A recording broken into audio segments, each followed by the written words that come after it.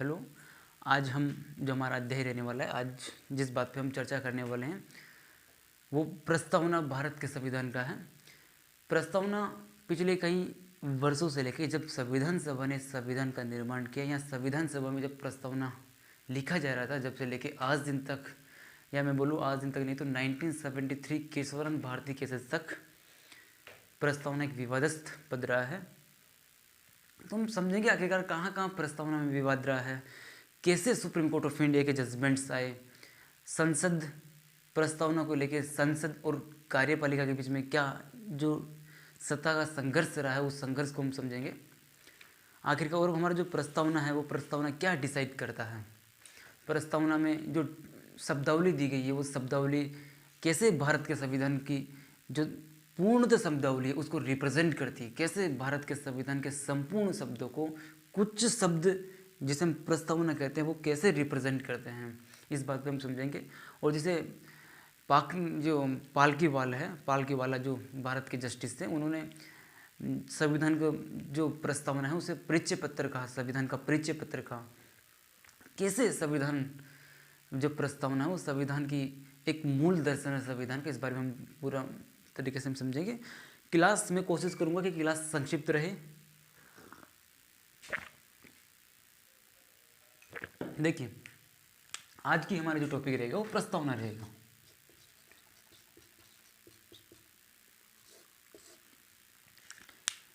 भारत का संविधान का प्रस्तावना जो है वो ऑस्ट्रेलिया लैंग्वेज में लिखा गया है, ऑस्ट्रेलिया लैंग्वेज में लिखा गया है।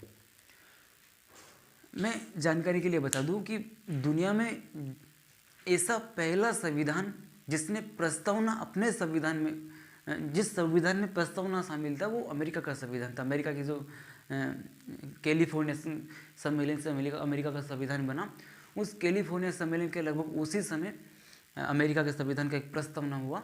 और दुनिया में अमेरिका एक ऐसा पहला देश रहा है जिन्होंने अपने संविधान में प्रस्तावना अडॉप्ट किया, और बाद में लगभग सभी डेमोक्रेटिक रिपब्लिक कंट्रीज़ ने प्रस्तावना लिखा, जिनमें भारत भी एक लोकतांत्रिक देश शामिल है। और भारत अपनी प्रस्तावना में जो नेचर डिसाइड करता है, देखिए मैं एक बार ये डिसाइड कर लेते हैं, इस बात पे हम चर्चा करते हैं कि आज की जो हमारा पूरा सेमिनार रहने वाला है, जो पूरी क्लास का जो पूरा लेक्चर रहने वाला है वो किन किन टॉपिक पे हम डिस्कशन करेंगे, एक बार मैं उस बात के ऊपर डिसाइड कर लेते हैं। देखो सबसे पहले जो विवादास्पद रहता है वो रहता है कि ये क्या संविधान एक कॉन्स्टिट्यूशनल पार्ट है या नहीं है। तो मैं पार्ट लिख देता हूँ, फिर इसके ऊपर हम सब समझ लेंगे क्या ये संविधान का भाग है या नहीं है प्रस्तावना, इसके ऊपर हम समझेंगे। और इसी के साथ में हम ये समझ लेंगे कि संविधान की प्रस्तावना में अमेंडमेंट किया जा सकता है। अगर अमेंडमेंट किया जा सकता है, हालांकि अमेंडमेंट हुआ, हम बोलेंगे ये बिल्कुल निरर्थक होकर बोलेंगे कि भारत के संविधान सभा में संशोधन किया जा सकता है, अर्थात भारत का संविधान में जो संसद संविधान की जो प्रस्तावना है उसमें संशोधित किया जा सकता है। और हम एक शब्द में बोल सकते हैं कि भारत का संविधान का प्रस्तावना संशोधनीय है। और जो संशोधनीय हुआ, वो जो संशोधन हुआ 42वां संविधान संशोधन हुआ, उस कॉन्स्टिट्यूशनल अमेंडमेंट को हम समझेंगे। आखिरकार 42वां संविधान संशोधन क्या था, क्या संविधान के प्रीएम्बल में अमेंडमेंट किया गया। इसके अलावा हम ये समझेंगे कि जो देखो प्रस्तावना की जो शब्दावली है वो दो प्रकार से प्रस्तावना की शब्दावली संविधान को कुछ शब्दों में रिप्रेजेंट करती है। एक शब्दावली में दिया गया, मैं एक बार प्रस्तावना आपको बताता हूँ कि भारत का संविधान का प्रस्तावना क्या है। प्रस्तावना में लिखा हुआ है कि हम भारत के लोग भारत को संपूर्ण प्रभुत्व संपन्न समाजवादी धर्मनिरपेक्ष लोकतांत्रिक गणराज्य बनाने के लिए तथा उसके समस्त नागरिकों को सामाजिक आर्थिक राजनीतिक न्याय विचार अभिव्यक्ति विश्वास धर्म और उपासना की स्वतंत्रता प्रतिष्ठा और अवसर की क्षमता प्राप्त कराने के लिए तथा उन सब में व्यक्ति की गरिमा राष्ट्र की एकता अखंडता सुनिश्चित कराने वाली बंधुता बढ़ाने के लिए दृढ़ संकल्प होकर अपनी संविधान सभा में आज तारीख 26 नवंबर 1949 को एतस द्वारा संविधान को अंगीकृत अधिनियमित और आत्मार्पित करते हैं। ये भारत के संविधान का प्रस्तावना क्लियरली इन शब्दों में लिखा हुआ है। मैं बार बार बोल रहा हूँ कि ये जो फ्लो है, जिस फ्लो में भारत के संविधान का प्रस्तावना लिखा गया है वो ऑस्ट्रेलियाई संविधान की जो प्रीएम्बल है उस लैंग्वेज में लिखा गया है। आप प्रस्तावना सुने, आपने जो प्रस्तावना सुना आपने देखा होगा, एक बार जूम करके किसी भी प्रीएम्बल आपके पास ले लीजिए, एक बार आप प्रीएम्बल लेके बैठो। प्रीएम्बल में आप जो संपूर्ण प्रभुत्व संपन्न समाजवादी पंथ निरपेक्ष लोकतांत्रिक गणराज्य, जो 4 से 5 शब्द है, ये शब्द ये डिसाइड कर रहे हैं कि भारत गणराज्य है, भारत समाजवादी है, भारत सेकुलर है, भारत सॉवरेनिटी स्टेट है। मेरी बात समझो आप, इस राष्ट्र की संविधान के कानूनों के अनुसार, संविधान के शासन के सिद्धांतों के अनुसार ये राष्ट्र की प्रकृति डिसाइड कर रहे हैं कि संविधान एक सॉवरेनिटी स्टेट है। अभी हम समझेंगे कि सॉवरेनिटी स्टेट क्या होता है, सोशलिज्म कैसा ब्रांड भारत के संविधान में सोशलिज्म का है। तो संविधान, अगर हम प्रीएम्बल को समझते समय दो तरीके से समझेंगे। एक तो नेचर ऑफ द प्रीएम्बल की, जैसे संपूर्ण प्रभुत्व संपन्न जो सॉवरेनिटी दे रखा है इसमें, सोशलिज्म, सोशलिज्म के अलावा सेकुलरिज्म, सेकुलरिज्म, संपूर्ण प्रभुत्व संपन्न समाजवादी, पंथ निरपेक्ष, डेमोक्रेटिक, डेमोक्रेटिक रिपब्लिक, इन शब्दों को भी हम समझेंगे। ये संविधान की नेचर डिसाइड कर रहे हैं, अर्थात हम एक शब्द में बोले कि राष्ट्र की नेचर डिसाइड कर रहे हैं। अब आपने देखा होगा कि अंत में जो संविधान की जो बीच से लेकर अंत तक जो लाइनें थी उसमें ऐसा लिखा हुआ था कि सामाजिक, आर्थिक, राजनीतिक न्याय, तो जस्टिस की बात समाज भारत का संविधान करेगा। अर्थात संविधान की प्रस्तावना पढ़ के हम ये बात डिसाइड करते हैं कि भारत के कुछ वर्ग को, एक विशेष वर्ग को आर्थिक और राजनीतिक न्याय मिला हुआ नहीं है। तो संविधान के कुछ उपबंध राजनीतिक और आर्थिक न्याय प्रतिष्ठित करते हैं, मतलब प्रदर्शित करते हैं, देते हैं नागरिकों को। तो जो एम है, हम एक शब्द में बोलो कि एक तो नेचर डिसाइड करता है, सामाजिक, आर्थिक, राजनीतिक न्याय, तो न्याय स्थापित करना संविधान का एक एम है, संविधान का लक्ष्य है। स्वतंत्रता, प्रतिष्ठा और अवसर, विचार, अभिव्यक्ति, विश्वास, धर्म और उपासना की स्वतंत्रता भारत का संविधान नागरिकों को देना चाहता है। तो ये संविधान का उद्देश्य है। हाँ, प्रतिष्ठा और अवसर की समता, बंधुत्व, एकता, तो ये जो टर्मिनोलॉजी है, जो शब्दावली है, ये भारत का संविधान नागरिकों को देना चाहता है। तो ये भारत के संविधान का उद्देश्य है। तो मैं इनको उद्देश्य से बोल रहा हूँ, ठीक है। ये मेरा व्यक्तिगत राय है कि ऊपर की टर्मिनोलॉजी संविधान की नेचर डिसाइड, मैं बार बार बोल रहा हूँ, वो नेचर डिसाइड कर रही है। अर्थात भारत का संविधान का प्रस्तावना, भारत के संविधान की प्रकृति कैसी है, एक राष्ट्र की प्रकृति कैसी है, राष्ट्र के उद्देश्य क्या है, एक बेसिक स्ट्रक्चर इस बात को डिफाइन करता है। तो जस्टिस, लिबर्टी और बंधुत्व की भावना जो दे रखी है, फ्रेटर्निटी, इसके अलावा यूनाइटी, और इसमें हम इंटीग्रिटी, अखंडता को समझेंगे। जस्टिस, इक्वालिटी की, इसी में हम इक्वालिटी समझेंगे, समानता, समता, स्वतंत्रता, न्याय और बंधुत्व। ये बाबा साहेब अम्बेडकर का बहुत बड़ा फेमस था। इस समता, स्वतंत्रता और बंधुत्व की भावना से मुझे फ्रांस की राज्य क्रांति याद आ जाती है। फ्रांस की राज्य क्रांति याद आती है। वहाँ पे भी नारा लगाया गया था जब क्रांति 1789 में जब फ्रांस में रेवोल्यूशन हुआ, फ्रांसिस रेवोल्यूशन, उसमें भी नारा लगा समता, स्वतंत्रता, न्याय और बंधुत्व। तो दुनिया में अच्छाइयों को भारत का संविधान अर्पित करता है। मैं ऐसा नहीं बोल रहा कि उस रेवोल्यूशन से यहाँ पे लाया गया, ऐसा मैं नहीं बोल रहा, पर वो जो शब्द है, वो शब्द यहाँ पे भी है, वो भारत की एक अलग मॉडल से वो शब्द भारत की प्रस्तावना में है। देखिए, अब हम जो पहली चर्चा करने वाले कि क्या भारत का संविधान का प्रीएम्बल संविधान का भाग है, ये सारी चर्चा होगी आज की। पहली चर्चा होगी कि संविधान का प्रीएम्बल संविधान का भाग है। अगर भाग है तो क्या इसमें संशोधित किया जा सकता है, संशोधित हो चुका है, अगर संशोधित हो चुका है तो क्या संशोधित हुआ, इसके ऊपर हम बताएंगे। तो एक बार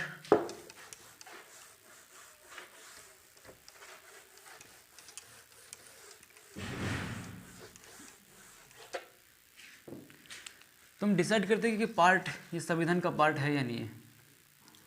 देखिए, इस मुद्दे को समझने के लिए हम 1951 में जाते हैं। 1951 में क्या हुआ, देखो आराम, मुझे पता है कि जब क्लास 10-15 मिनट की हो जाती है, जब डिस्क्रिप्टिव क्लास चलती है, तो यहाँ आते आते दिमाग कचरा हो जाता है। मैं इस बात को मुझे मालूम है इस बात का कि जब ऑफलाइन बैचेस में पढ़ाया जाता है तो जब टीचर्स यहाँ तक पढ़ाता है तो कचरा हो जाता है, कुछ समझने में नहीं आता। जब ऐसा हो तो पानी वानी पी के आराम से पढ़िए। डिस्क्रिप्टिव क्लास में क्या होता है, इन दिमाग अगर एक बार विचलित हो जाता है तो क्लास समझने में नहीं आती है। ये सबसे बड़ा दोष होता है डिस्क्रिप्टिव क्लास में। क्लास तथ्यात्मक कम होने वाली है, डिस्क्रिप्टिव ज़्यादा होने वाली है। मैं संविधान की समझ, जो इस क्लास से आप संविधान की जो समझ समझोगे, आपको समझने में आ जाएगा कि भारत के संविधान का बेसिक स्ट्रक्चर क्या है। देखो, पढ़ते समय दो चीज़ें ध्यान में रखनी पड़ती है, एक तो इन्फॉर्मेशन, एक होता है नॉलेज। तो इन्फॉर्मेशन, सामान्य इन्फॉर्मेशन, जैसे 1973 में केशवानंद भारती केसेस हुआ, ये इन्फॉर्मेशन है। और उसी केशवानंद भारती केसेस में बेसिक स्ट्रक्चर सुप्रीम कोर्ट एक शब्द लाता है, उस बेसिक स्ट्रक्चर को संविधान पढ़ने के बाद में अगर आपको बेसिक स्ट्रक्चर का अनुमान लग जाता है तो ये आपकी नॉलेज है। तो इन्फॉर्मेशन और नॉलेज में डिफरेंट होता है। तो ये जो क्लास होगी ये नॉलेज के ऊपर क्लास होगी, नॉलेज बेस्ड क्लास होगी, इसलिए ये क्लास मैं इसको बोल रहा हूँ डिस्क्रिप्टिव क्लास है, ये तथ्यात्मक कम होने वाली है। ये संविधान की समझ को बढ़ाएगी, संविधान के प्रति आपको सूचना नहीं देगी क्लास, सूचना देगी कुछ सेंस में, मैं इस बात को नकार नहीं रहा, संविधान के प्रति समझ बढ़ाएगी। संविधान का पार्ट है या नहीं है? देखिए 1951 में क्या हुआ, 1951 में जब भारत में लोकसभा में जब कांग्रेस पार्टी की मेजोरिटी थी और नेहरू साहब की सरकार थी, और मैं एक शब्द और जोड़ दूं कि उस समय सरकार के व्यक्ति वही थे, अधिकांश व्यक्ति जो संविधान सभा के मेंबर थे। तो 1951 में अच्छे से समझिए, नेहरू साहब देश के पीएम थे, ठीक है। सुप्रीम कोर्ट संविधान स्थापित कर देता है। नेहरू साहब ने 1951 में एक अमेंडमेंट किया, उसको मैं बोलूँगा कि वो संविधान का पहला संशोधन था, कॉन्स्टिट्यूशन अमेंडमेंट था। उस संविधान संशोधन में नेहरू जी ने संपत्ति का जो अधिकार था, उस संपत्ति के अधिकार पर अंकुश लगा दिया। अर्थात मैं एक शब्द में बोलूँ कि संपत्ति का अधिकार को नेहरू साहब ने हटा दिया। जो अनुच्छेद आर्टिकल 31 नागरिकों को प्रदान करता है, आर्टिकल 31 के अनुसार प्रत्येक नागरिकों को संपत्ति का अधिकार होगा। और रोचक बात यह है, संपत्ति का अधिकार मूल अधिकार था। संविधान बना उस समय 7 मूल अधिकार नागरिकों को थे, उनमें एक संपत्ति का अधिकार भी था। और ये जो संविधान के तीसरे भाग में, थर्ड पार्ट में है, फंडामेंटल राइट संविधान के तीसरे भाग में वर्णित है, थर्ड भाग में। और नेहरू साहब और संविधान सभा ने 31 में यह लिखा, और जो आर्टिकल 32 है, अब देखो सुनिए रोचक बात, 31 में संपत्ति का अधिकार दे दिया और आर्टिकल 32 में कहा कि प्रत्येक भारत के नागरिक को कॉन्स्टिट्यूशनल रेमेडी प्राप्त है, राइट टू कॉन्स्टिट्यूशनल रेमेडी। अगर आपके फंडामेंटल राइट्स का वोल्यूशन होता है तो आप सीधे सुप्रीम कोर्ट में जा सकते हो। शंकरी प्रसाद साहब को बात समझ में आ चुकी थी कि जिस संविधान सभा ने हमें मूल अधिकार दिए, उसी संविधान सभा के कुछ मेंबर आज सरकार में आए और वही एक दिन पहले ये बोलते थे कि तो अगर आपके मूल अधिकारों का वायलेशन सरकार करती है तो आप सीधे सुप्रीम कोर्ट में जा सकते हो। आप सीधे सुप्रीम कोर्ट में जा सकते हो। उन्हीं व्यक्तियों में एक साल में इतना रासायनिक परिवर्तन कैसे हुआ? भौतिक परिवर्तन तो मैं समझने में आता, पर वही नेहरू साहब एक साल में रासायनिक परिवर्तन कैसे हुआ? शंकरी प्रसाद जी ने फर्स्ट कॉन्स्टिट्यूशनल अमेंडमेंट को लेकर सुप्रीम कोर्ट में चैलेंज कर दिया कि सर, जो संविधान सभा के मेंबर्स हमें संपत्ति का अधिकार देते हैं, फंडामेंटल राइट्स में देते हैं, और वही संविधान सभा कहती है कि आप आर्टिकल 32 के तहत अगर कभी भी कोई सरकार भारत की बने, वो सरकार आपके फंडामेंटल राइट्स का वोलेशन करती है, तो आप प्रोटेक्ट के तहत, कॉन्स्टिट्यूशनल रेमेडी के तहत आप सुप्रीम कोर्ट में जा सकते हो। तो हम आपके साथ आए जनाब साहब, हम आपके पास आए हैं, हम सुप्रीम कोर्ट का दरवाज़ा खटखटाए हैं। हम ये मान के चलेंगे कि हमारे फंडामेंटल राइट्स नुकसान में हैं, संकट में हैं, बचाव में। संपत्ति का अधिकार क्या है हम बाद में बात करेंगे, आज ये अध्याय नहीं है। जब हम फंडामेंटल राइट्स को समझेंगे, जब पूरी बात बताऊंगा। तो सुप्रीम कोर्ट ने शंकरी प्रसाद सुप्रीम कोर्ट में चैलेंज किए, तो इस केस, इसमें जो जजमेंट सुप्रीम कोर्ट ने दिया, इसे शंकरी प्रसाद केस के नाम से जाना जाता है, शंकरी प्रसाद मामला। इसमें सुप्रीम कोर्ट ने कहा कि शंकरी प्रसाद जी सुनिए,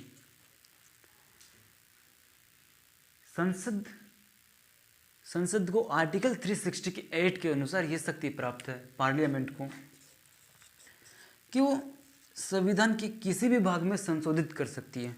तो शंकरी प्रसाद ने बोला कि साहब हम जानते हैं इस बात को, पर इसके कुछ पैरामीटर्स भी होने चाहिए ना। हम आर्टिकल 32 की बात कर रहे हैं जिसमें कॉन्स्टिट्यूशनल रेमेडी प्राप्त है। फिर सुप्रीम कोर्ट के जो चीफ जस्टिस थे उनको सब समझने में आ गई थी पूरी पॉलिटिक्स, पर सुप्रीम कोर्ट के चीफ जस्टिस नेहरू साहब के बिल के अगेंस्ट कैसे हो सकते हैं? संविधान सभा के कई मेंबर सरकार के सदस्य थे, उनके अगेंस्ट नेहरू साहब कैसे जजमेंट दे सकते हैं? सॉरी, नेहरू साहब ने सुप्रीम कोर्ट कैसे उनके अगेंस्ट जजमेंट दे सकता है? कहते हैं कि सुप्रीम कोर्ट का कद कम था, सरकार में ऐसे प्रभावशाली लोग थे उस समय, बाबा डॉक्टर BR अम्बेडकर साहब जैसे नेता थे।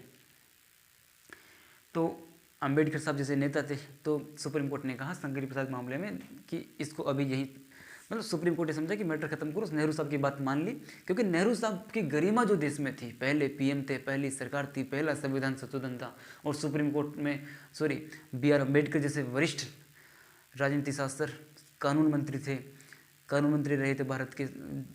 पंडित जवाहरलाल नेहरू की जो छवि थी दुनिया में उस समय, तो उनकी छवि के विपरीत कैसे सुप्रीम कोर्ट डिसीजन दे दे। तो सुप्रीम कोर्ट ने, मैं समझता हूँ कि गरिमा को ध्यान में रखते हुए, संविधान सभा के सदस्यों की गरिमा को ध्यान में रखते हुए उन्होंने जजमेंट दिया कि जो पार्लियामेंट है वो पार्लियामेंट संविधान के किसी भी भाग में संशोधित कर सकती है। शंकरी प्रसाद मैटर में जजमेंट आया। फिर 19 इसके बाद में क्या हुआ, ये मैटर यहीं क्लोज हो गया सुप्रीम कोर्ट का जजमेंट आने के बाद में। फिर 1916 में फिर एक जजमेंट आया। अब हम बात करते हैं कि प्रेम्बल का भाग है या नहीं है। देखा, अभी प्रियम्बल और अमेंडमेंट की बात हम साथ साथ करेंगे, क्योंकि जब सुप्रीम कोर्ट की जजमेंट आई तो उसमें सुप्रीम कोर्ट कभी प्रियम्बल के कॉन्स्टिट्यूशन का पार्ट मानता है और कभी प्रियम्बल में अमेंडमेंट की बात करता है। तो कभी कभी हम सुप्रीम कोर्ट जैसे जैसे डिसीजन देता है वैसे ही मैं बात करूँगा, तो आप गहराई को समझिए। रुजवाड़ी मैटर कौन सा था? एक मैटर था गुरुजवाड़ी मैटर, ऐसा कुछ नाम स्पष्ट मेरे को याद नहीं आ रहा। उसमें सुप्रीम कोर्ट ने कहा कि संविधान में जो प्रस्तावना है वो प्रस्तावना संविधान का आंतरिक हिस्सा है।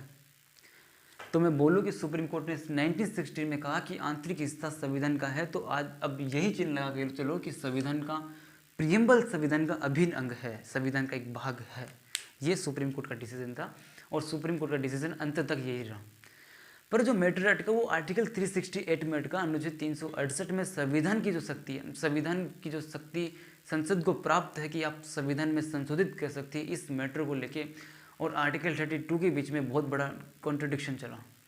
बहुत बड़ा सत्ता और सुप्रीम कोर्ट और संसद को लेके एक सत्तासीन होने का संघर्ष चला, सत्ता का संघर्ष चला। ये मैटर यहीं क्लोज हुआ। इसके बाद में गोलकनाथ का केस आता है। उस केस में क्या होता है, तो मैं लिखता हूँ गोलकनाथ केस। इस मैटर में क्या हुआ, 1967 में केस आया और मैं एक शब्द और जोड़ दूँ कि इस समय इंदिरा गांधी प्रधानमंत्री बनी और नई प्रधानमंत्री थी।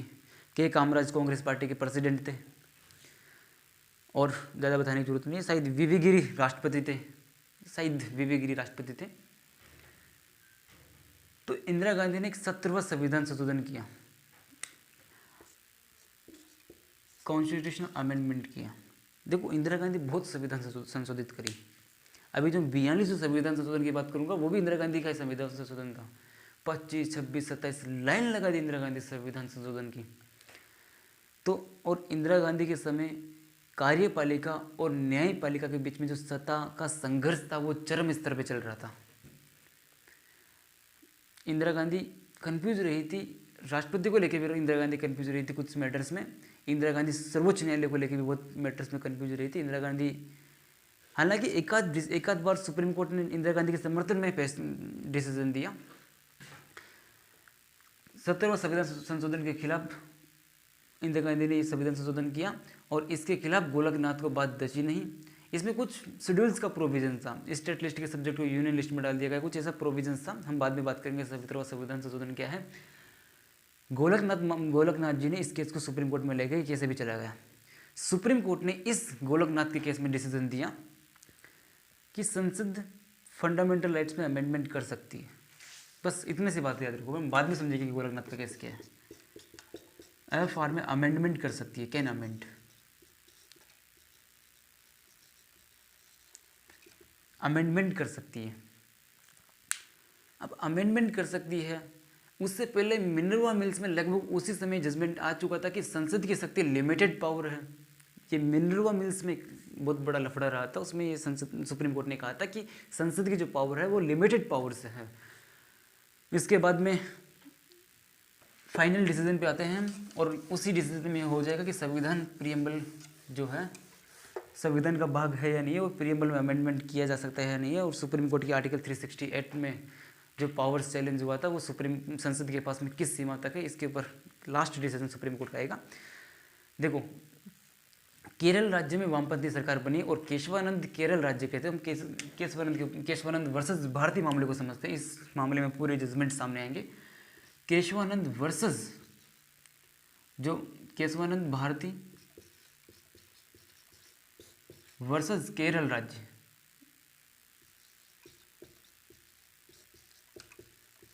ये कुछ सीमा तक राज्य से जुड़ा हुआ रहा, बाद में सुप्रीम कोर्ट में गया। तो सुप्रीम कोर्ट में केशवानंद एक स्वामी थे, केरल में एक मठ था, उसके मठाधीश केशवानंद थे और मठाधीश के पास में जमीन हुआ करती थी, सरकारी जमीन। तो केरल में जब वामपंथी सरकार बनी तो केरल की राज्य सरकार ने जमीन ले लिया और केशवानंद इस मैटर्स में लेके सुप्रीम कोर्ट में चले गए। जब सुप्रीम कोर्ट में केशवानंद गए तो ये सुप्रीम कोर्ट के जो जस्टिस थे उन्होंने एनालाइज किया कि ये मैटर आर्टिकल 368 से थोड़ा जुड़ा हुआ है और सुप्रीम कोर्ट को मौका मिल गया कि अब हम डिसाइड करेंगे। इंदिरा गांधी की सरकार थी इस समय और सुप्रीम कोर्ट के चीफ जस्टिस, तमाम जस्टिस मिलके ये डिसाइड कर चुके थे कि अब डिफाइन करेंगे कि आर्टिकल 368 क्या हुआ। सुप्रीम कोर्ट को बहुत बड़ा मौका मिला और सुप्रीम कोर्ट पीछे ना उस मैटर में लेके केशवानंद वर्सेस केरल राज्य का जो केस रहा, इसमें आज दिन तक की जो संवैधानिक पीठ बैठी है जस्टिस की, जो बेंच बैठी है, वो बेंच आज दिन तक की सबसे बड़ी संवैधानिक बेंच बैठी है। इस बेंच में 13 जस्टिस थे, जजेस की बेंच रही है। 13 जजों की सबसे बड़ी संवैधानिक बेंच, आज दिन तक की सबसे बड़ी बेंच का डिसीजन था ये। तो सबसे बड़ी बेंच का डिसीजन क्या है, और यही सर्वश्रेष्ठ डिसीजन आज मान के पूरी संसद चल रही है, पूरे देश मान के चल रहा है, संविधान मान के चल रहा है।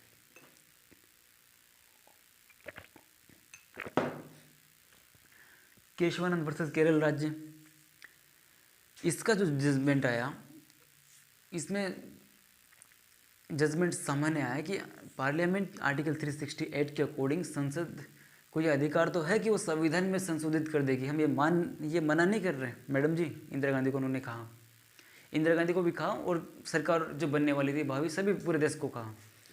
तो उस समय इंदिरा गांधी ने कहा कि अच्छा ये तो कन्फर्म हुआ कि संविधान में हम संशोधित तो कर सकते हैं। सांसद कुछ हो गए संसद के सदस्य, बट सुप्रीम कोर्ट ने कहा बट सुनिए, तो वो चुप होकर सुनते हैं, मैडम सुनती है और सुप्रीम कोर्ट कहता है कि बट आप संविधान के बेसिक स्ट्रक्चर में परिवर्तित नहीं कर सकते। आपको संसद को यह अधिकार नहीं है कि वो संविधान के बेसिक स्ट्रक्चर में अमेंडमेंट कर दे। संसद को अधिकार नहीं है कि वो बेसिक स्ट्रक्चर में अमेंडमेंट कर दे, तो बेसिक स्ट्रक्चर में अमेंडमेंट नहीं कर सकती संसद।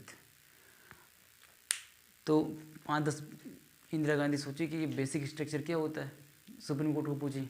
फिर सुप्रीम कोर्ट ने कहा कि बेसिक स्ट्रक्चर क्या होता है मैडम, हम डिफाइन कर देंगे। देश के लोगों को कहा केशवानंद भारती केसेस में कि बेसिक स्ट्रक्चर क्या होता है ये हम डिफाइन करेंगे, समय आने पर हम डिफाइन कर देंगे। आप समझिए सुप्रीम कोर्ट बेसिक स्ट्रक्चर को डिफाइन क्यों नहीं कर रहा। मैं कुछ साजिश नहीं कर रहा। हालांकि केशवानंद वर्सेस केरल राज्य में केशवानंद केस हारे 13 जजों की ब्रांच में 7 जो जज थे वो केशवानंद के अगेंस्ट में उन्होंने वोट डाला और केशवानंद केस में ये जो केशवानंद वर्सेस भारती जो केस रहा, इसमें केशवानंद केस हार गए।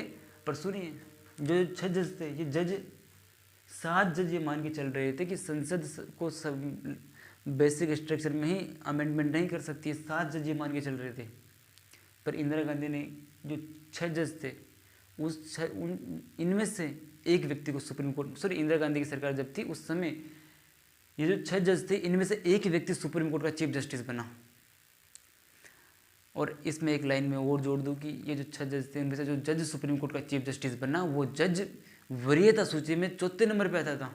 जो लिस्ट आती है जज बनने की उसमें 4थे नंबर पे आता था। और शायद भारत के इतिहास में सब पहले हुआ था कि पहली बार ऐसा हुआ था कि जो वरीयता सूची में 4थे स्थान पर प्राप्त व्यक्ति को चीफ जस्टिस बना दिया गया। मैं ये नहीं बोल रहा कि अनकॉन्स्टिट्यूशनल, मैं एक जानकारी के लिए बता रहा हूँ। ये केशवानंद वर्सेस केरल राज्य का डिसीजन आया और इस डिसीजन में आगे कहा गया कि प्रीएम्बल साफ कहा गया कि प्रीएम्बल संविधान का भाग है।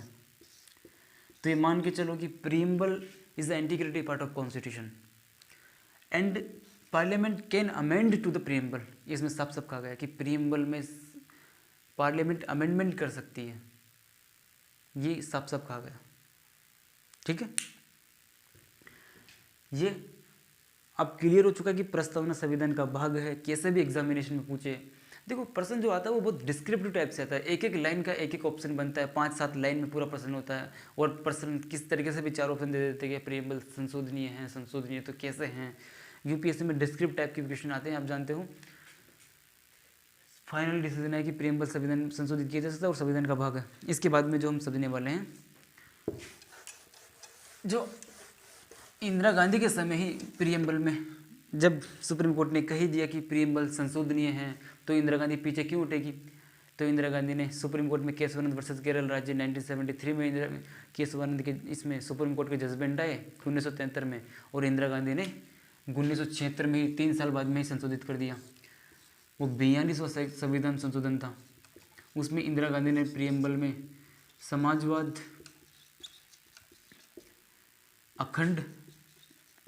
अखंडता और पंथ निरपेक्ष ये सब जोड़ दिए। इंदिरा गांधी पता नहीं क्या समझती थी संविधान को संशोधित करने के रेफरेंस में, ये शब्द जोड़ दी, अच्छे शब्द जोड़ी थी, बढ़िया संविधान संशोधित था, कॉन्स्टिट्यूशनल प्रक्रिया से अच्छा था। इंदिरा गांधी ने संविधान की व्यवस्था को सुधारने में बहुत अच्छा काम किया। पंथ निरपेक्ष, अखंड और समाजवादी 3 शब्द प्रिएम्बल में जोड़ दी, तो हम बोलेंगे कि प्रिएम्बल संशोधनीय है और इसका साफ साफ उदाहरण ये है। अब समाजवादी, अखंड और पंथ निरपेक्ष क्या होता है, इसके ऊपर भी हम चर्चा करेंगे। प्रिएम्बल की हम सबसे पहले जो टर्मिनोलॉजी, जो शब्दावली दी गई है, संपूर्ण प्रभुत्व संपन्न, एक बार हम संपूर्ण प्रभुत्व संपन्न को समझते हैं, फिर समाजवादी पे आएंगे, फिर पंथ निरपेक्ष पे आएंगे, फिर लोकतांत्रिक गणराज्य, फिर अखंडता पे भी हम आएंगे। न्याय की बात करके, स्वतंत्रता और समता की बात करके हम हमारी चर्चा समाप्त करेंगे। संविधान की शब्दावली को समझा के पूरी क्लास को फिर हम समाप्त करते हैं। देखिए, संविधान की शब्दावली में पहला शब्द लिखा हुआ है, मुख्य जो शब्दावली का शब्द लिखा हुआ है वो लिखा हुआ है संपूर्ण प्रभुत्व संपन्न, प्रभुत्व संपन्न।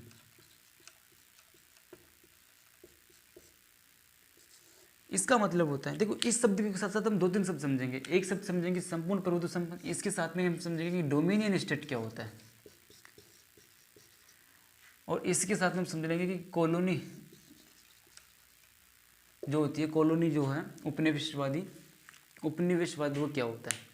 संपूर्ण प्रभुत्व संपन्न, कॉलोनी और उपनिवेशवाद, इन तीनों शब्दों को हम समझते हैं। संपूर्ण प्रभुत्व संपन्न का मतलब होता है जैसे 2 राष्ट्र हैं, राष्ट्र ए और राष्ट्र बी।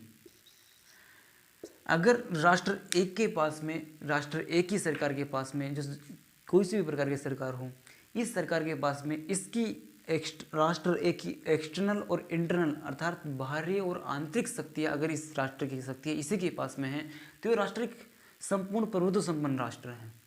ठीक है, ये सामान्य बात है। तो भारत के संविधान में जो संपूर्ण प्रभुत्व संपन्न शब्द लिखा हुआ है, तो भारत एक संपूर्ण प्रभुत्व संपन्न राष्ट्र है, क्योंकि भारत की इंटरनल और एक्सटर्नल पावर्स भारत के पास में हैं। तो ये जो संपूर्ण प्रभुत्व संपन्न शब्द संविधान के प्रिएम्बल में लिखा हुआ है, इसका सामान्य मतलब ही होता है संसद ये डिसाइड करती है, राष्ट्रपति डिसाइड करता है कि भारत का एक्सटर्नल मैटर्स में पॉलिसीज क्या होनी चाहिए, भारत की इंटरनल मैटर्स में पॉलिसी क्या होनी चाहिए, इसलिए भारत संपूर्ण प्रभुत्व संपन्न है। पर जो डोमिनियन स्टेट है, भारत संपूर्ण प्रभुत्व संपन्न रहा क्योंकि भारत को बी आर अम्बेडकर जैसे नेता मिले, भारत को नेहरू जैसे प्रधानमंत्री मिले। पर पाकिस्तान, जब भारत का विभाजन हुआ उसी समय, उसी 1947 में एक्ट में दोनों देश आज़ाद हुए, पर भारत डोमिनियन रह गया। उसका कई कारण है, हम बाद में चर्चा करेंगे कभी। डोमिनियन क्या होता है? डोमिनियन का मतलब होता है जैसे ये जो कंट्री है, कोई भी एक देश जिसकी एक्सटर्नल पावर्स और इंटरनल पावर्स में, एक्सटर्नल पावर्स उसी राष्ट्र के पास में हो, पर सॉरी इंटरनल पावर्स किसी उसी राष्ट्र के पास में हो, पर जो एक्सटर्नल पावर्स है उसके कुछ पावर्स एक्सटर्नल पावर्स है, वो एक्सटर्नल पावर्स उसी राष्ट्र में हो, वो राष्ट्र उस एक्सटर्नल जो पावर्स है, वो एक्सटर्नल पावर्स की कुछ जो शक्तियाँ हैं, कुछ पावर्स अन्य राष्ट्र में हो, वो राष्ट्र डोमिनियन स्टेट कहलाता है। जैसे राष्ट्र बी है, इस राष्ट्र की जो इंटरनल पावर्स है राष्ट्र बी के पास में ही, इसकी सरकार के पास में, जो सरकार जनता के द्वारा चुनी जाती है, किसी भी प्रकार से चुनी जाती हो, पर इसकी जो बाहरी जो शक्तियाँ है, इंटरनल जो पावर्स है, वो पावर्स किसी अन्य राष्ट्र के पास में हो। जैसे एग्जाम्पल जैसे हम बात करते हैं, पाकिस्तान 1956 तक डोमिनियन रहा, सुनिए, कनाडा, दक्षिण अफ्रीका और शायद स्कॉटलैंड भी, पर ये कनाडा और दक्षिण अफ्रीका आज भी ब्रिटेन के डोमिनियन है, क्योंकि इनकी जो इंटरनल पावर्स है वो एकाध पावर्स, इंटरनल पावर्स ब्रिटेन के पास में है। ब्रिटेन की पार्लियामेंट इनको कंडक्ट करती है, इसलिए डोमिनियन स्टेट है।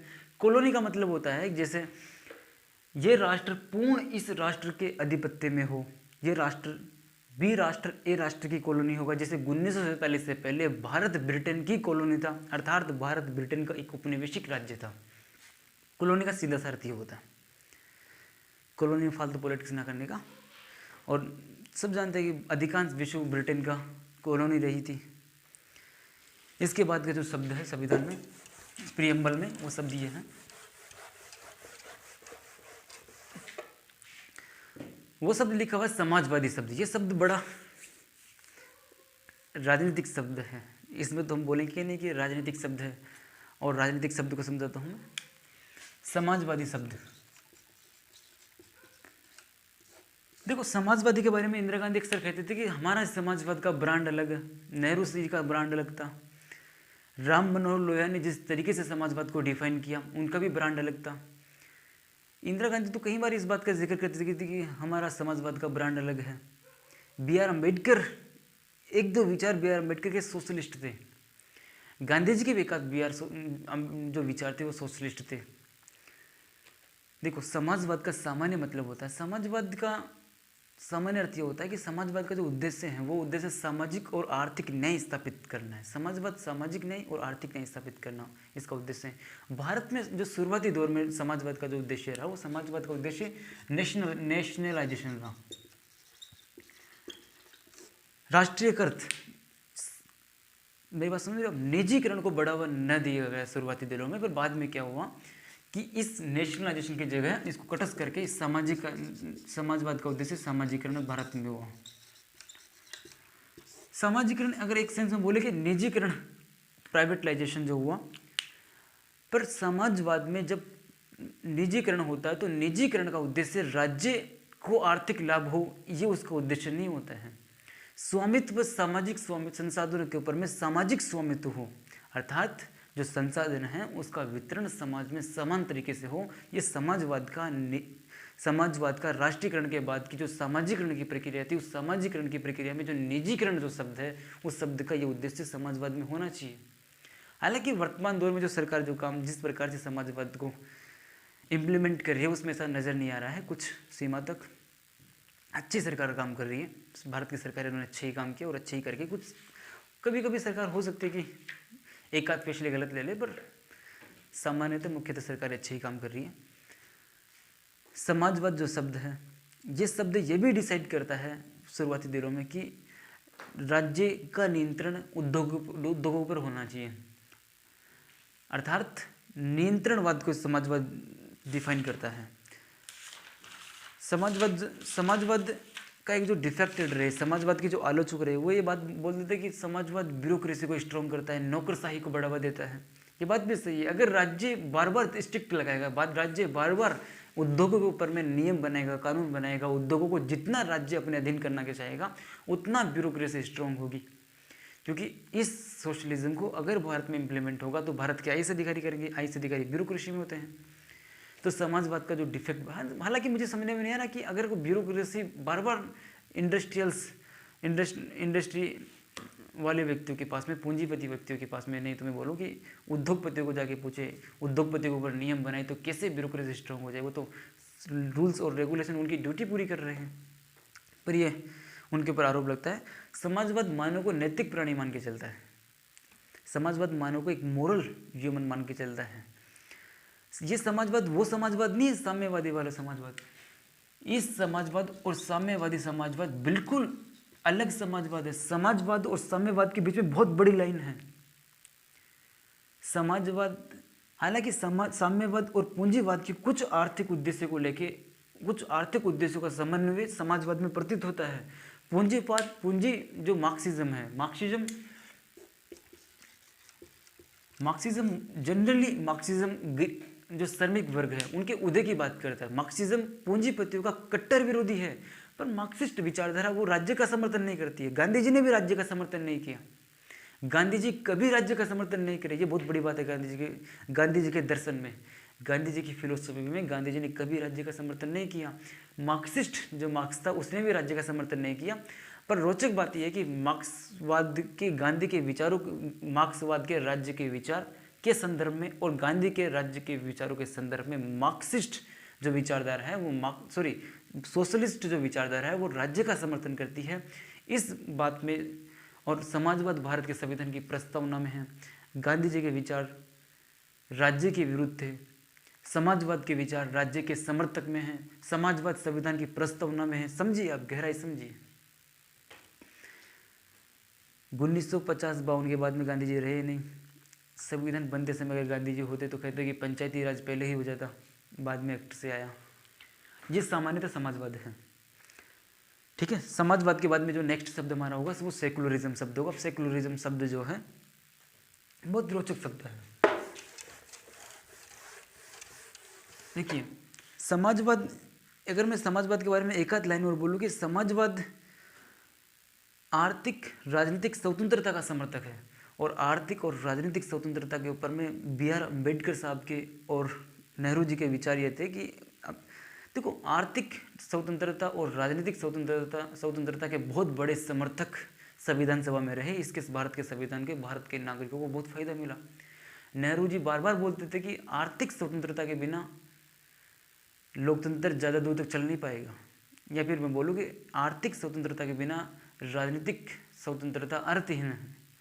और गांधी जी, ये नेहरू जी बोलते थे। अंबेडकर साहब बोलते थे कि सामाजिक स्वतंत्रता के बिना, सामाजिक समानता के बिना लोकतंत्र अर्थहीन है या राजनीतिक स्वतंत्रता ज़्यादा दूर तक चल नहीं पाएगी। ये अंबेडकर साहब के विचार थे। तो राजनीतिक स्वतंत्रता और सामाजिक स्वतंत्रता समाजवाद का एक अभिन्न अंग है। और इसके अभिन्न अंग के इसके जो मुख्य समर्थक व्यक्ति है वो संविधान सभा के मेंबर रहे थे। तो सामाजिक स्वतंत्रता के ऊपर में, राजनीतिक स्वतंत्रता के ऊपर में जो बात संविधान में कही गई है वो बहुत क्लिष्ट बात कही गई है। हालांकि आर्थिक स्वतंत्रता अभी वर्तमान में मिली नहीं है अच्छे से। सामाजिक स्वतंत्रता एक सीमा तक B.R. अम्बेडकर के जो विचार थे वो इम्प्लीमेंट जर्मनी स्तर पे हो चुके हैं। एक सीमा तक कास्ट डिस्क्रिमिनेशन, जो अनटचबिलिटी थे उसके प्रोविजन जो फंडामेंटल राइट्स में आर्टिकल 17 में दिए गए हैं, 16 में दिए गए हैं, कुछ डायरेक्टली उसको एक सीमा तक वो कायम हो चुके हैं। ये समाजवाद है। अब हम सेकुलरिज्म की बात करते हैं। पंथ निरपेक्ष, ये जो शब्द है, इस शब्द का मतलब होता है कि भारत किसी भी पंथ को नहीं मानता है। देखो, संविधान सभा ने, या ये शब्द संविधान में संशोधित होकर आया है। 42 संविधान संशोधन से सब जुड़ा है। 1976 में इंदिरा गांधी की सरकार ने जोड़ा, मैं आपको बता दिया। इस शब्द में भी हम आएंगे। इससे पहले हम ये सोचते हैं कि कोई भी राज्य हो, जब वो सेकुलर होता है या नास्तिक राज्य होता है या वो राज्य एक सैद्धांतिक राज्य होता है। धर्म के संदर्भ में 3 प्रकार के राज्य प्रचलित है। एक राज्य होता है नास्तिक राज्य, अभी हम आएंगे नास्तिक राज्य क्या होता है। एक होता है नास्तिक धर्म राज्य, एक होता है सैद्धांतिक राज्य,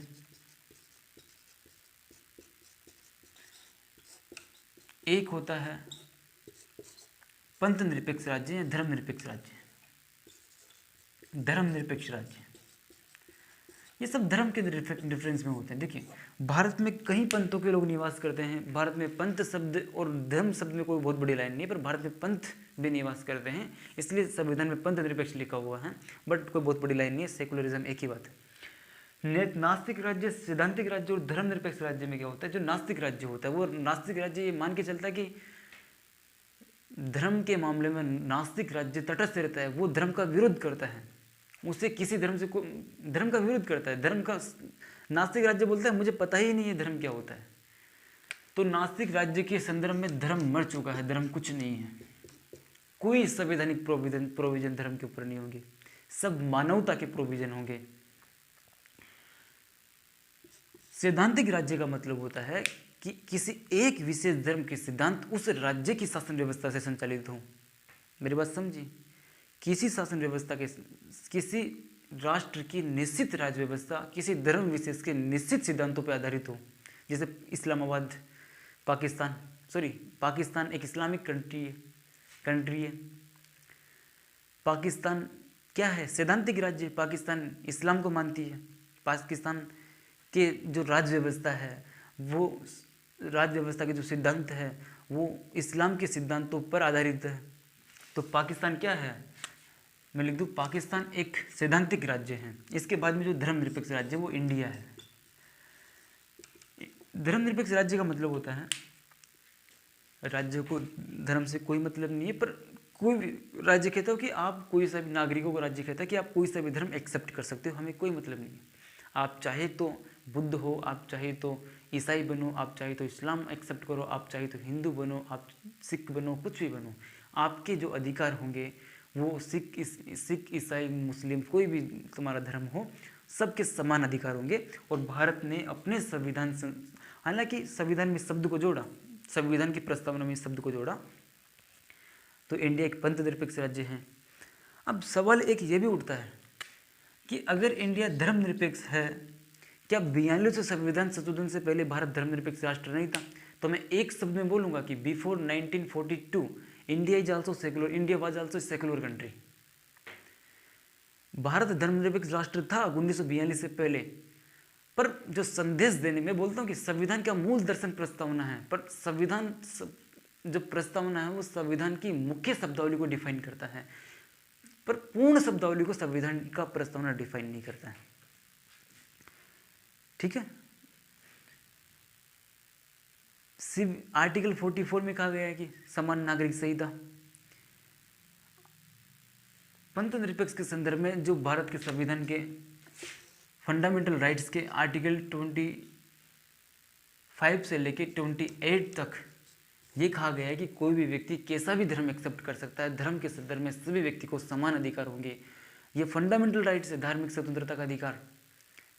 इस अनुच्छेद से कोई भी पागल इंसान कह सकता है कि वाकई में भारत एक सेकुलर कंट्री है, सैद्धांतिक बात है। पर पंथ निरपेक्ष शब्द जब संविधान में डायरेक्टली लिखा गया तो ये एक व्यवहारिक बात पे सैद्धांतिक भारत का सिद्धांत हुआ कि भारत पंथ निरपेक्ष है।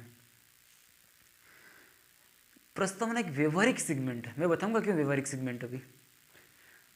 ठीक है। तो भारत एक धर्मनिरपेक्ष राज्य है, उसका एविडेंस आपको आर्टिकल 52 से लेकर 28 भारत के फंडामेंटल राइट्स में मिल जाएगा, जिसके ऊपर अगर इसका वोल्यूशन होता है, कोई व्यक्ति किसी धर्म के विरुद्ध टॉर्चर करता है, तो आर्टिकल 32 के अकॉर्डिंग अपने फंडामेंटल राइट्स के प्रोटेक्शन के लिए कॉन्स्टिट्यूशनल रेमेडी के तहत आप सुप्रीम कोर्ट में जा सकते हो। ठीक है। तो इस संपूर्ण प्रभुत्व संपन्न समाजवादी हम समझ लिए, पंथ निरपेक्ष समझ चुके हैं। और डेमोक्रेटिक का सेंस क्या होता है? जो अगला शब्द प्रस्तावना की शब्दावली में है वो शब्द लिखा हुआ है लोकतांत्रिक। डेमोक्रेटिक भारत एक डेमोक्रेटिक कंट्री है। अमेरिका दुनिया की सबसे बड़ी लार्जेस्ट डेमोक्रेसी है अमेरिका में। भारत के बाद में अमेरिका के बाद में भारत का स्थान है। India is the second largest democratic country of the world. ये सामान्य है। लोकतंत्र जनता के लिए जनता के द्वारा शासन, ये इब्राहिम लोगों ने डिफाइन किया। देखिए भारत में डेमोक्रेसी है, हेड ऑफ स्टेट लोकतांत्रिक पद्धति से चुनी जाती है। लोकतंत्र में भारत में संसदीय शासन प्रणाली को अपनाया गया है। राज्यों को शक्ति या संघात्मक शासन व्यवस्था के सिद्धांतों से दी गई है। कभी हम संघात्मक शासन व्यवस्था को भी समझेंगे, संसदीय शासन व्यवस्था को भी समझेंगे। कैसे संसदीय शासन व्यवस्था ब्रिटेन के संविधान के सम्मत संसदीय शासन व्यवस्था भारत की है। इसके अलावा जो अगला शब्द दिया गया वो शब्द दिया गया रिपब्लिक शब्द।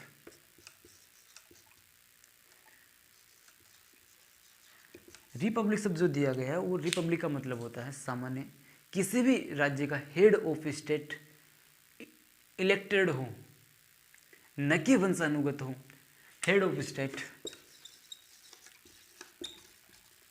ये इलेक्टेड हो, निर्वाचित हो, न कि वंशानुगत हो। वंश परंपरा के अनुसार किसी भी राष्ट्र का जो हेड है वो नहीं हो, वो इलेक्टेड हो। जैसे भारत का राष्ट्रपति निर्वाचित होता है, तो भारत का राष्ट्रपति निर्वाचित होता तो भारत एक गणराज्य कहलाएगा। रिपब्लिक को हिंदी में बोलते हैं गणराज्य, तो भारत एक गणराज्य हुआ। गण का मतलब जनता होता है, राज्य का मतलब राज्य, अर्थात जनता का शासन जहाँ पे होता है वो गणराज्य कहलाता है। गणराज्य में घंटों क्लास चल सकती है, पर इस सामान्य सेंस एक शब्द में डिफिनेशन है। ब्रिटेन गणराज्य नहीं है, क्योंकि ब्रिटेन का जो हेड ऑफ स्टेट है, जो ब्रिटेन का सम्राट है, वो सम्राट वंशानुगत तरीके से अपने पद पे आता है, इसलिए ब्रिटेन आज भी हेड ऑफ स्टेट नहीं है। सॉरी, ब्रिटेन आज भी रिपब्लिक नहीं है। इसके बाद में ये भारत के संविधान के हम नेचर समझ चुके हैं। मैंने आपको शुरुआत में बताया था कि भारत के संविधान के नेचर में क्या क्या शब्दावलियाँ है। तो ये रिपब्लिक शब्द अंतिम संविधान की प्रस्तावना की संविधान की नेचर है। मेरी बात समझ रहे हो आप?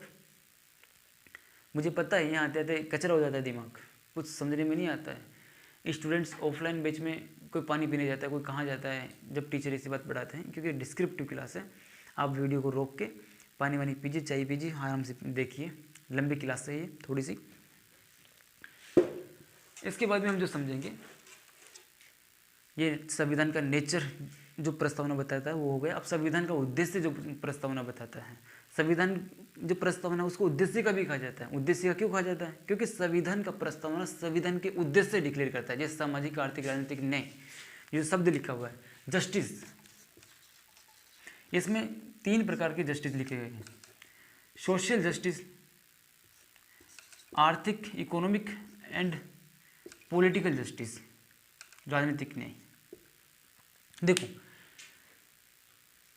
एक बात सुनिए, संविधान की जो प्रस्तावना है, उस प्रस्तावना को संविधान का मूल दर्शन कहते हैं। क्यों कहते हैं? हम इस शब्दावली में समझते हैं। प्रत्येक शब्दावली में ये समझा सकता हूँ आपको। सब पंथ निरपेक्ष में क्यों कहते हैं भी मैं समझाता हूँ। पहले शब्दावली के रेफरेंस में समझो, फिर एग्जाम्पल देते हुए आपको समय बता दूंगा। सोशल का मतलब सामाजिक न्याय राज्य प्रदान करेगा, सामाजिक न्याय स्थापित करना चाहता है। सामाजिक न्याय का मतलब सामाजिक समानता, समाज में सभी वर्गों को समान अवसर उपलब्ध हो, सामाजिक रूप से सभी वर्ग समान हो। जैसे भारत के संविधान का जो आर्टिकल 14 है, 14, 15, 16, 17, ये अनटचबिलिटी, लगभग बहुत सारे आर्टिकल्स है सामाजिक न्याय के लिए। मैं बोलूँ कि सिविल कोड संहिता भी जो आर्टिकल 44 है वो भी लगभग यही आर्टिकल्स है। मैं सीमित आर्टिकल्स में दर्शाऊंगा। 14, 15, 16, 17 में लिखा होगा कि भारत में अनटचबिलिटी का अंत करेगा, भारत का जो अस्पृश्यता का अंत। अगर कोई भी व्यक्ति किसी भी व्यक्ति के साथ अस्पृश्य तरीके से व्यवहार करता है तो वो सुप्रीम कोर्ट में जा सकता है, क्योंकि उसका ये फंडामेंटल राइट्स है। सोशल जस्टिस आर्टिकल 14, 15, 16, 17 से भारत एक सोशल जस्टिस प्राप्त करेगा। इकोनॉमिक, आर्थिक न्याय का मतलब होगा कि समाज में संसाधनों का समान वितरण हो, सभी व्यक्तियों को काम करने का, श्रम करने का अधिकार हो। ये मूल अधिकार है भारत का। ये भारत के संविधान का है जो प्रत्येक आर्टिकल, या डीपीएसपी में कुछ एक आध प्रोविजन ये दे रखे हैं। पॉलिटिकल, राजनीतिक न्याय का मतलब होता है कि प्रत्येक व्यक्ति को चुनाव लड़ने का अधिकार है। कोई भी व्यक्ति किसी भी पद के ऊपर में अगर वो एलिजिबल है तो चुनाव लड़ सकता है। किसी भी व्यक्ति को समाज में पिछड़े होने की वजह से, किसी विशेष वर्ग में होने की वजह से उसे ये टाला नहीं जाएगा कि आप ये चुनाव नहीं लड़ सकते हो। अब क्यों संविधान का मूल दर्शन है प्रस्तावना? देखिए, प्रस्तावना में लिखा हुआ है सोशल जस्टिस, सोशल जस्टिस, ठीक है। अब ये दर्शन क्यों है? सोशल जस्टिस, संविधान का ये जो सोशल जस्टिस है, इसको क्यों दर्शन कहा जाता है? ये जो संविधान है, संविधान के आर्टिकल 14, 15, 16, 17, इनमें सामाजिक न्याय की बात की गई है और संविधान की प्रस्तावना को मूल दर्शन कहते हैं। क्यों? क्योंकि ये जो सामाजिक न्याय की बात की गई है, यही चीज़ प्रस्तावना में लिखी गई है। सोशल जस्टिस और सोशल जस्टिस भारत के प्रत्येक नागरिक न्यायिक, सैद्धांतिक दृष्टि, न्यायिक मानने योग्य बात सुप्रीम कोर्ट में ये है, संविधान है ये। तो संविधान का दर्शन हमें सोशल जस्टिस से हो रहा है। समझिए मेरी बात। पंथ निरपेक्ष शब्द मैंने समझाया। पंथ निरपेक्ष में क्या होता है? आर्टिकल 25, 26, 27, 28, ये क्या है? संविधान है। और पंथ निरपेक्ष शब्द प्रस्तावना में लिखा हुआ। तो ये जो आर्टिकल्स है फंडामेंटल राइट्स का, इनका दर्शन है प्रस्ताव पंथ निरपेक्ष। पालखेवाला ने तो ये भी कहा कि संविधान का परिचय पत्र है क्या? प्रस्तावना। सामाजिक, आर्थिक, राजनीतिक न्याय की हमारी बात हो चुकी है। अब हम जो बात करेंगे विचार, व्यक्ति, विश्वास, धर्म और उपासना की स्वतंत्रता। जो अगला शब्द या अगला उद्देश्य लिखा हुआ है संविधान में, वो लिखा हुआ है लिबर्टी। इसमें जो लिबर्टी शब्द लिखा हुआ है वो सब लिखा हुआ है, वो जो लिबर्टी शब्द में जो लिखा है सामाजिक, आर्थिक, राजनीतिक न्याय, फिर विचार, अभिव्यक्ति, आइडिया, अभिव्यक्ति, रिप्रेजेंट उससे कैसे करेगा अभिव्यक्ति, अवसर, विचार, अभिव्यक्ति, विश्वास, धर्म और उपासना। विचार, अभिव्यक्ति, सॉरी अवसर नहीं, विचार, अभिव्यक्ति, अभिव्यक्ति, विश्वास, धर्म और उपासना की स्वतंत्रता। देखो आर्टिकल 19 में ऐसा लिखा हुआ है, संविधान का प्रस्तावना में संविधान की बात नीचे करता हूँ, ये संविधान का प्रस्तावना में आर्टिकल 19A में लिखा हुआ है कि प्रत्येक व्यक्ति अपने विचार और अभिव्यक्ति का अधिकार है।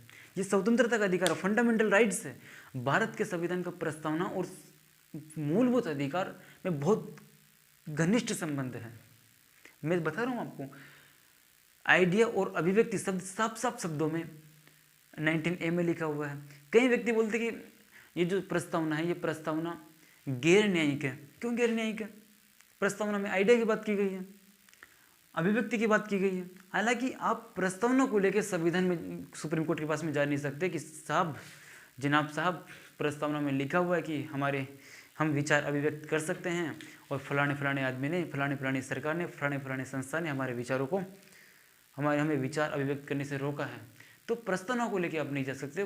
जो संविधान के अनुच्छेद है, संविधान के सेक्शंस है, उनको आप लेके जा सकते हैं, पर संविधान का प्रस्तावना और प्रस्तावना का जिक्र एक सीमा से ज़्यादा संविधान के अनुच्छेद और सेक्शंस में किया गया। विचार अभिव्यक्ति भारत के सेक्शन है, भारत के संविधान के आर्टिकल्स में लिखा हुआ, फंडामेंटल राइट्स में लिखा हुआ।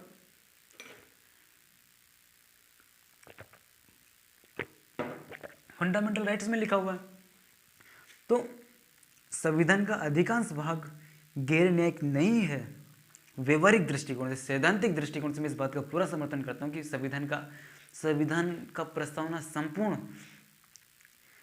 गैर न्यायिक है, पर व्यवहारिक पैमाने से अगर बात करें तो ये गैर न्यायिक नहीं है। जिसको समझना हो मेरे से व्यक्तिगत आगे संपर्क करें। विश्वास, धर्म, कोई भी व्यक्ति कोई भी धर्म कर सकता है। उपासना की स्वतंत्रता है। स्वतंत्रता के बाद जो अगला शब्द लिखा हुआ है वो समता शब्द लिखा हुआ है, इक्वालिटी। 2-3 टर्मिनोलॉजी हो रही, फिर हम बात समाप्त करते हैं। इक्वालिटी, समता। समता का मतलब होता है समान। देखो समता की जो कंसेप्ट उसको समझिए। समता की जो प्रतिष्ठा और अवसर की समता, ये 2 शब्द प्रस्तावना में लिखा हुआ है। प्रतिष्ठा और अवसर की समानता। प्रतिष्ठा और अवसर की समानता ये संविधान में लिखा हुआ है। अब मैं आपको बोला ना कि क्यों ये गैर न्यायिक नहीं है, क्योंकि जो अवसर जो शब्द है, ये शब्द भारत के संविधान के आर्टिकल 16 में लिखा गया है। और मैंने आपको लगभग 2 मिनट पहले ही बोला है कि भारत के संविधान के फंडामेंटल राइट्स और प्रियम्बल का बहुत घनिष्ठ संबंध है। आर्टिकल 16 फंडामेंटल राइट्स का पार्ट है। मैं बार बार बोल रहा हूँ, प्रस्तावना और मूल अधिकार, बहुत इनके बीच की जो लाइन है, बहुत पतली सी लाइन है, और सुप्रीम कोर्ट के डिसीजन से कब भी टूट जाए कब कोई मालूम नहीं है। संसद जब अधिनियम बनाती है तो इस लाइन को ध्यान में रखते हुए बनाती है। बहुत छोटी सी लाइन है। 16 में लिखा हुआ है, अवसर साफ साफ शब्दों में लिखा हुआ है। अब 16 में एक बात ये भी लिखी हुई है कि रिजर्वेशन की बात 16 में की गई, 15-16 में। देखो कई लोग तो बोलते हैं कि हमारे कोई जिस भारत में रिजर्वेशन के ऊपर में कोई दाग लगाने का प्रयास नहीं कर रहा हूँ, मैं एग्जाम की दृष्टि से समझा रहा हूँ। जिस वर्ग को भारत में रिजर्वेशन प्राप्त नहीं है वो हमेशा से यह दावा करता है कि हमारे समानता का अधिकार का वायोलेशन हो रहा है। व्यवहारिक दृष्टिकोण से बोलते हैं ना कि ये असमानता है समाज में। ये असमानता नहीं है, इसकी गहराई समझिए। अभी समानता का कॉन्सेप्ट है, समानता के कॉन्सेप्ट का एक अभिन्न अंग है। वेलफेयर सोसाइटी में बैकवर्ड लोगों के लिए जो भी उपबंध लिए, जो भी सरकार उपबंध करती है, जो भी सरकार उन्हें छूट देती है, वो अफर्मेटिव एक्शन कहलाता है। अमेरिका में भी ऐसा होता है। प्रत्येक लोक कल्याणकारी राज्य में ऐसा होगा। भारत के डीपीएसपी में आर्टिकल 338 में शायद वेलफेयर सोसाइटी स्टेब्लिश की गई है। डीपीएसपी लोक कल्याणकारी राज्य स्थापित करता है। पुलिस राज्य भारत नहीं है, प्रत्येक वेलफेयर सोसाइटी में ऐसा होता है। देखिए, आप समानता को समझने के लिए मैं आपको एग्जांपल देता हूँ। 2 व्यक्ति है, उनको आप एक लाइन में खड़ा कर दिए। एक व्यक्ति के बुखार हो रहा है, वो किसी वजह से पिछड़ चुका है, और एक व्यक्ति यंगेस्ट है, उसको खान पान अच्छा मिला है, उसका हमेशा कोई शोषण नहीं हुआ है। एक व्यक्ति का शोषण हुआ है, उसे बुखार चढ़ रही है। अब तुम बोलोगे भागो, एक दोनों को 2 किलोमीटर भागना है और जिस अनुपात में तुम भागोगे उसी अनुपात में तुम्हें दोनों को समान दृष्टिकोण से नंबर मिलेगा। तो जो व्यक्ति पिछड़ा हुआ है और जो व्यक्ति यंगिस्ट है, तो भागने की जो दौड़ प्रारंभ हो रही है उस प्रारंभ में ही असमानता है, क्योंकि दोनों शारीरिक दृष्टिकोण से अच्छे नहीं है। कई लोग बोलते हैं कि आरक्षण का मुख्य फायदा आर्थिक होना चाहिए, आर्थिक आधार पर रिजर्वेशन देना चाहिए। भारत में आर्थिक आधार में सामाजिक छुआछूत की जो भावना होती है वो आर्थिक आधार पर नहीं होती है, सामाजिक आधार पर होती है, इसलिए सामाजिक आधार पर रिजर्वेशन दिया गया। सरकार का उद्देश्य रिजर्वेशन देके गरीब व्यक्ति को अमीर करना नहीं होता है। अगर गरीब व्यक्ति को अमीर करना ही आरक्षण का उद्देश्य होता तो सरकार डायरेक्ट उस व्यक्ति को पैसा देकर अमीर कर सकती है। सरकार या संविधान या अंबेडकर या नेहरू साहब की, पटेल साहब की जो रिजर्वेशन की देने की भारत के लोगों की जो मुख्य भूमिका रही है, वो भूमिका ये रही है कि पिछड़े वर्गों को रिजर्वेशन मिले ताकि वो व्यक्ति सामाजिक दृष्टिकोण में अपनी गरिमा स्थापित कर सके, न कि आर्थिक दृष्टिकोण से संपन्न हो जाए। ये भी एक उद्देश्य होना चाहिए। कौन सा देश ही चाहता है कि हमारे पिछड़े वर्ग अमीर नहीं हो? अमीर होना तो पूरा देश अमीर हो, सब चाहते हैं, पर एक सीमा तक ही। मतलब कई बार ऐसा होता है ना कि पूंजीवादी बढ़ रही है, किसी जैसे भारत में 60% संपत्ति 2% लोगों के पास में, कभी बाद में बात करेंगे। देखिए, यह आरक्षण का सामान्य मतलब होता है। तो समानता का मतलब आप समझ चुके हो। दोनों व्यक्तियों को अगर एक ही दौड़ में खड़ा करोगे तो कैसे भागेंगे वो? इसलिए जो पिछड़ा व्यक्ति है उसको उसी अनुपात में रनिंग करने का मौका दिया जाता है जिस अनुपात में उसका शारीरिक दृष्टिकोण सुव्यवस्थित हो, और यंगिस्ट व्यक्ति को भी उसी अनुपात में रनिंग करने का मौका दिया जाता है जिस अनुपात में उसका शारीरिक दृष्टिकोण है। तो इसलिए इस सेंस में दोनों समान है। वो कभी हम बाद में बात करेंगे रिजर्वेशन के ऊपर, बहुत बड़ी बात होगी रिजर्वेशन के ऊपर, आराम से मैं समझाऊंगा रिजर्वेशन का कॉन्सेप्ट क्या है। रिजर्वेशन को मैं चाह के भी मैं विरोध नहीं कर सकता। मैं मानता हूँ कई लोगों की मनोवैज्ञानिक धारणा बनी हुई है, पर अंबेडकर साहब जैसे लोग अगर दुनिया देश में रिजर्वेशन देते हैं, नेहरू साहब जैसे लोग रिजर्वेशन का समर्थन करते, तो सपोज करो अंबेडकर साहब ने कितनी पढ़ाई की होगी। प्रतिष्ठा और अवसर की समता, समानता का मतलब आप समझ चुके होंगे कि भारत समानता स्थापित करना चाहता है, दो धर्मों के बीच में समानता स्टेब्लिश करना चाहता है। इसके बाद में जो अंतिम शब्दों में हमारी बात जो होगी, व्यक्ति की गरिमा और राष्ट्र की एकता। राष्ट्र की एकता, जो शब्द लिखा हुआ है एकता, एकता के लिए भारत में देखो संघात्मक शासन व्यवस्था में क्या होता है, दो नागरिकता दी जाती है। जैसे अमेरिका में फेडरलिज्म है, अमेरिका में क्या होता है, दो नागरिकता है, एक राज्य की नागरिकता होगी, एक केंद्र की नागरिकता होगी। पर भारत में जो मॉडल है, जो एकता का मैसेज दिया गया है, वो एकता का मैसेज दिया गया है, संघात्मक शासन व्यवस्था होते हुए भारत में एकात्मक नागरिकता है, एक सिंगल सिटीजनशिप की व्यवस्था है। ये भारत का एकता का मैसेज है। और भारत वाकई में डाइवर्सिटी कंट्री होने के बावजूद जब इमरजेंसी की सिचुएशन जब देश में होती है तो भारत एक हो जाता है। इसलिए प्रस्तावना में लिखा गया है कि एकता की इसलिए प्रस्तावना में एकता शब्द लिखा गया है, और एकता शब्द से पूरे देश के लोगों को मैसेज दिया गया है। अखंडता, भारत एक अखंड हिस्सा है। बंधुता, एकता, अखंडता, बंधुत्व, समता, संयुक्तता, न्याय, ये फ्रांसीसी क्रांति के शब्द है। ये वहां से लिए नहीं गए, फ्रांसीसी क्रांति में भी ये शब्द उनका ध्येय वाक्य था। अंतिम जो बात थी संविधान सभा में, जो तारीख 26 नवंबर 1919 को, इस समय संविधान को अंगीकृत, अधिनियमित और आत्मार्पित करते हैं भारत के लोग, और संविधान सभा ने मिलकर, अंतिम में बात कर रहा हूँ, संविधान सभा ने मिलकर भारत के नागरिकों ने 26 नवंबर 1949 जब हमारे देश का संविधान बनकर तैयार हुआ, तो प्रस्ताव भारत के संविधान को अंगीकृत भारत की संविधान सभा ने भारत के लोगों की राय से की, अधिनियमित किया, अर्थात उसको रेगुलेट किया और आत्मार्पित किया। मैं ये मान के चलता हूँ कि हमारी प्रस्तावना की जो आज की क्लास है वो पूरी हो चुकी है। प्रस्तावना को हम एक फ्लो से समझ चुके हैं।